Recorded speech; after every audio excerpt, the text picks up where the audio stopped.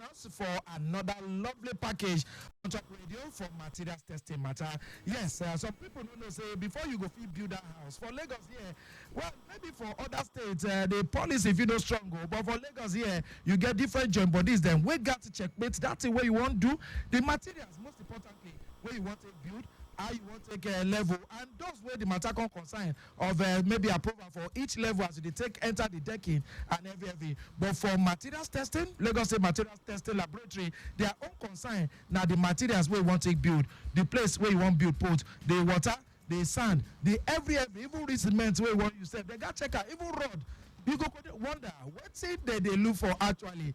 That they actually look for your peace of mind, so that any house where you go enter. Make it not be say you pay house rent. Imagine you pay house rent finish, then after 6 months into say you begin live there, brand new house. In fact, what of old house now where they make people then fear to pay? Then you go come here and say the house fall, or government talk say make people park come up because of this and that. That is why before you park enter any house, you need to check well and make sure say they follow what they're supposed to do before the house go land dagiriba. Now because they bring on a materials testing matter every Monday, 1:30 p.m. on the DOT. Welcome to the show. Micah Anacha, that be my name. So on top of the show today, we look matters that we concern regulations and how to take care of wakawela, what they call compliance for with testing, we concern with built environment for Bodo Lagos. And to fit carry us enter classroom, explain all of this and what it actually mean. We get Madam Titilayo Lawal, will be director, whether in charge of research and development for Lagos State Materials Testing Laboratory. Good afternoon and welcome to the show. Good afternoon, everybody. All right, and your first time here? Yes, your first time for Traffic Radio? This is my first time. Okay, but you listen to us? Yes. Okay, correct. So we go see our camera here. If I say make you do traffic manager as you take here for radio, which area you sabi for there? Okay, you see this last one, Agege. Like say they go Agege Bridge. You see where? Okay, and you see that one for Allen. You see the one for where it is Pennsylvania. So if I say make you give traffic update from there, you go feed to them. This place? The two way they see. For this place? We are talking. Okay. For Shebi, you say you talk say this place now. Pennsylvania, okay, yes. Pennsylvania. Traffic for Pennsylvania, they move small. Okay.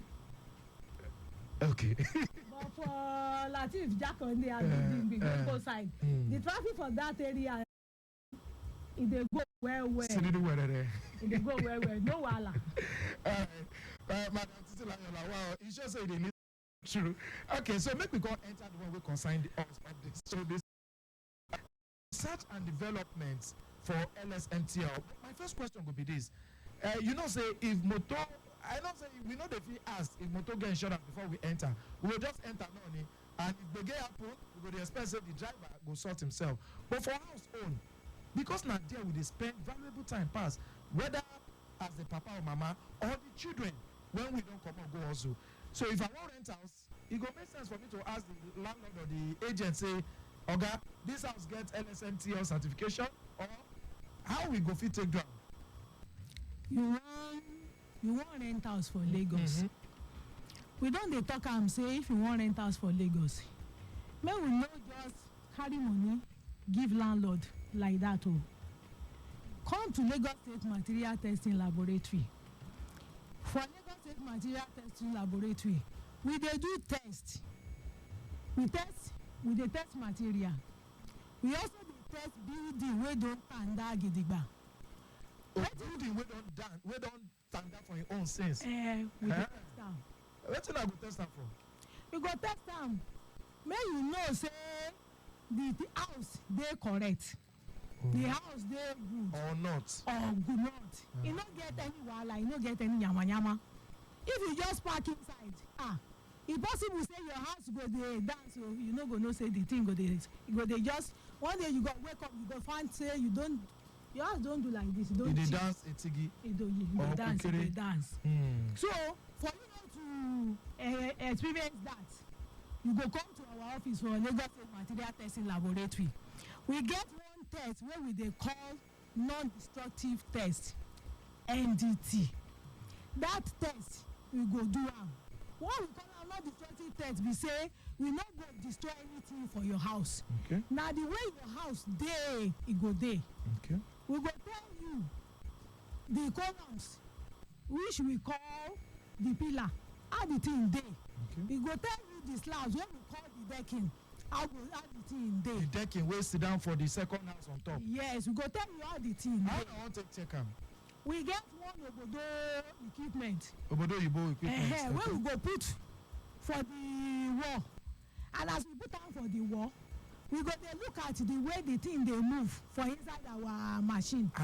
Na the way the thing dey move go determine whether the concrete It's still strong. is still strong or not. So now me go invite una to come check am. Ah, And na free. no be free o. So why una come check my house now? I send una message. Na to help you na. Hmm. Na to help you now o. Wait, na only for bungalows all this kind checking good.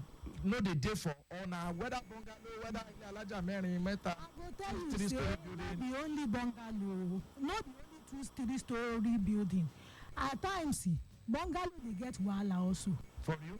Yes, But bungalow they dey say na get im safe wahala. pass. They tell you say na im safe pass, but na something me I wan tell you. The thing wey really matter when you wan build house na the top of the ground wey you come build the house yo. If you buy your land you wan build house, I go tell you say make you come material testing first before you start the building at all, because if na story building you wan build, if na bungalow you wan build, na the ground where you go build am. Na we go tell you say this ground go good for you make you take am build story building, make you take am build bungalow. If the ground no good enough you fit build bungalow and the bungalow go sink o. Wow. You fit build bungalow and the bungalow go permit the thing go one go come up the other one will go. Because somebody be dey argue with person after the show last week, and the person be call and he talk say most times when we say bungalow sink, say whether na because of development don pass that place, maybe like the road they come do the road e come go up, then the bungalow go come be like a junior brother wey dey peep for road, say not be ordinarily say bungalow and say the house sink. The house dey sink, I go tell you. Okay. If you wan build house for this Lagos, you know say we be people wey dey inside water. Yeah, almost everywhere now. Every area na water we get for Lagos. And if you wan build house for Lagos, if no be say Ikorodu, no be say different other area where the land better pass. Even though some part of Ikorodu their land no better pass. Yeah. Wetin people dey do is wetin we call sand fill. Oh. We gather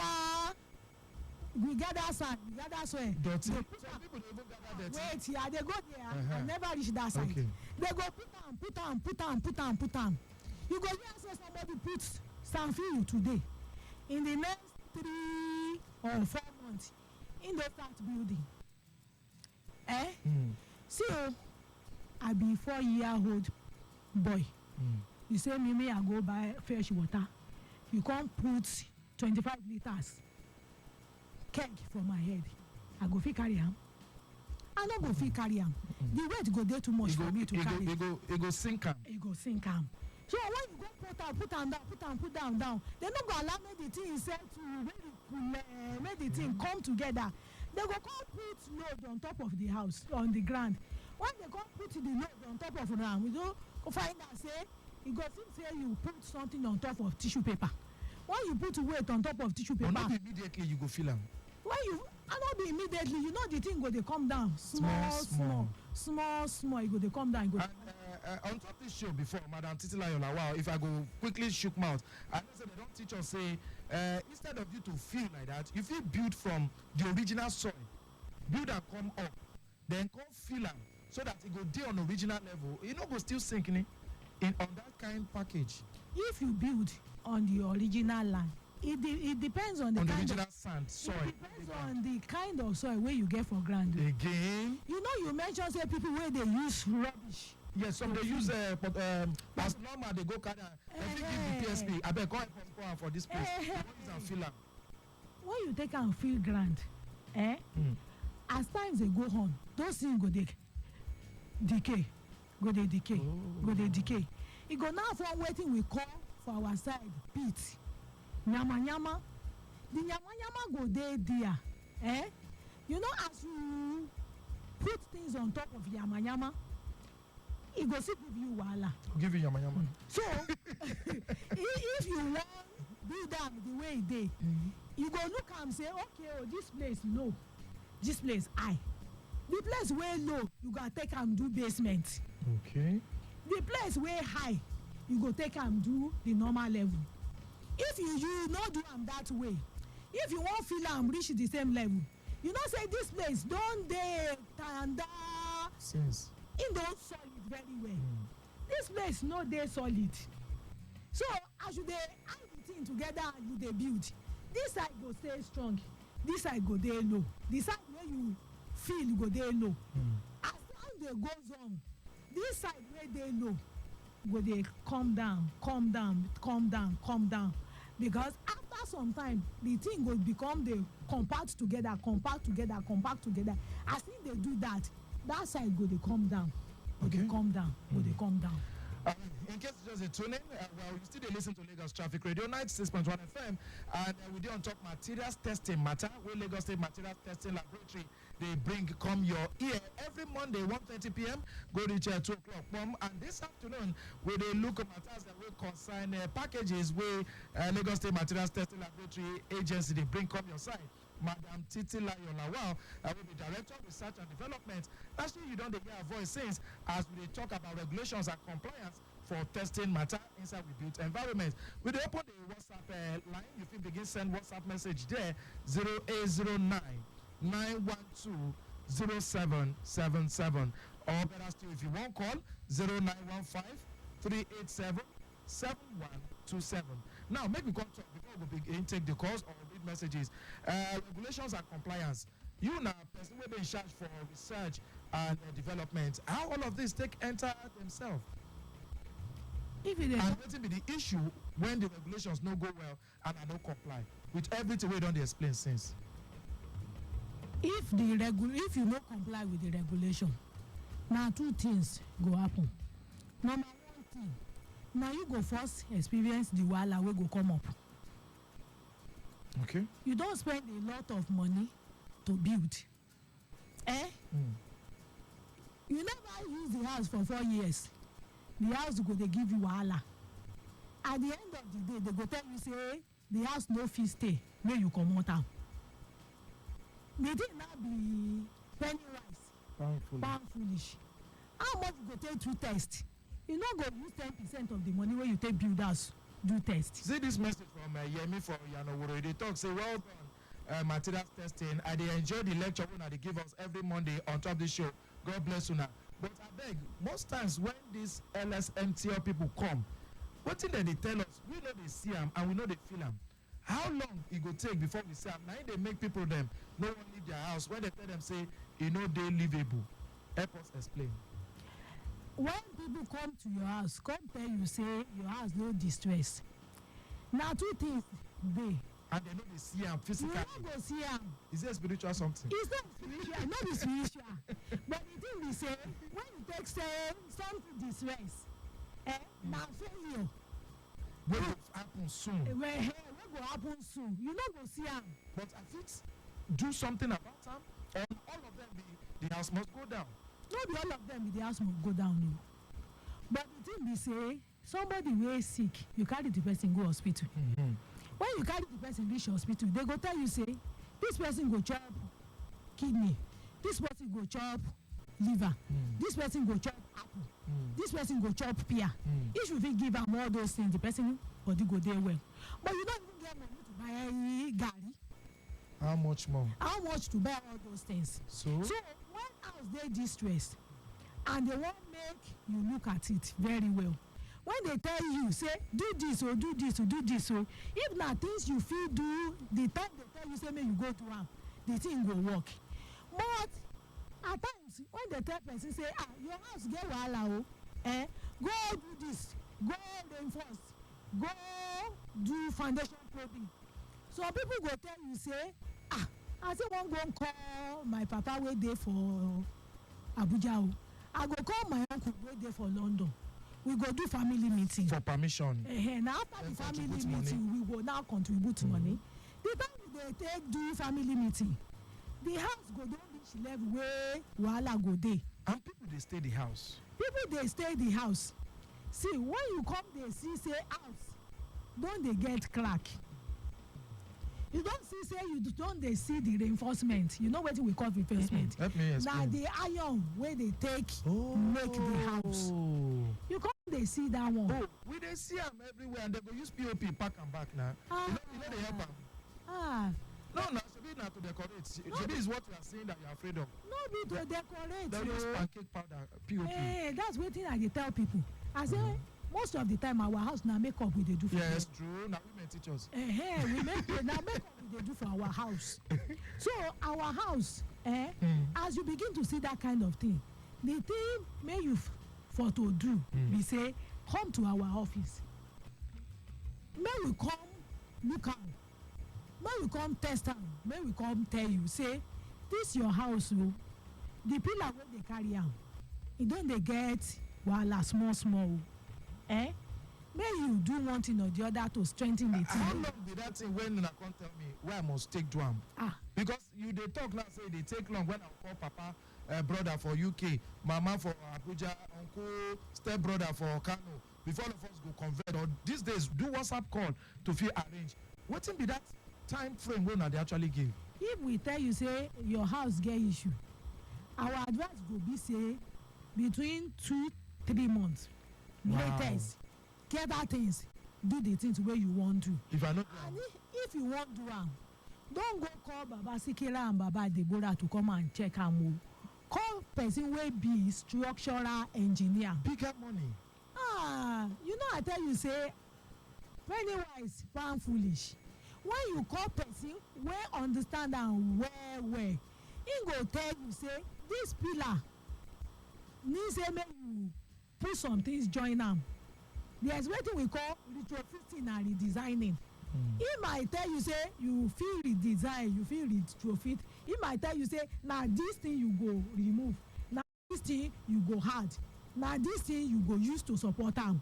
Okay. But when you call person wey no know wetin we dey talk, the way you don tell you say no worry, see, you go put pillar here, put pillar here, put pillar here. Yes. At the end, see, one day like that, I go out.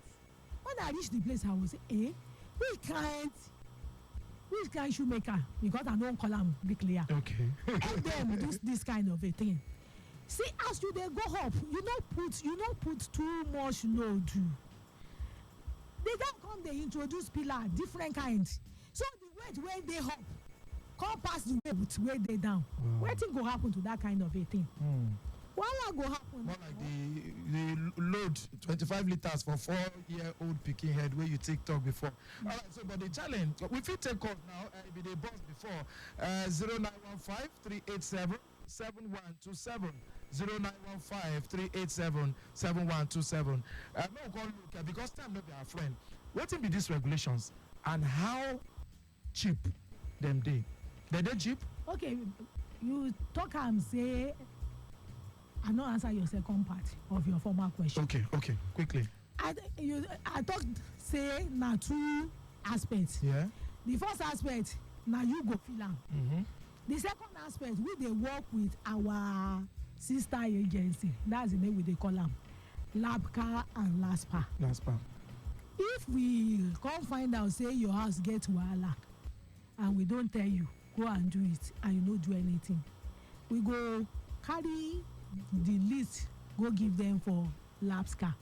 Even for our wetin we dey call enforcement now, we dey go out with LABCA. Wetin dem go do? They go pursue people for the house? They go pursue people for the house. They go seal the house, They go seal the house. But people still dey from backyard go sleep there. After all, government no go give me where I go dey stay. And I don pay 2 years rent ahead. That's why we say before you try know how your house, the house where you wan rent be. Make you no just rent house, park inside and they get the only thing wey we know say people dey do na you no go we dey advise say no rent house during dry season, rent during rainy season, so you go see water level, and if they leak and none of that. So LSMTL they bring another strategy. What to make I do before I rent house? Test the house, you. And we don't get for now. We don't get tenants where they test their landlord house. They go. But I go pay money now. I don't see money pay landlord finish. Hey. Agreement commission. Agreement commission. You go What to be that one now? Where they return? Where they ever refund? caution fee. Caution fee.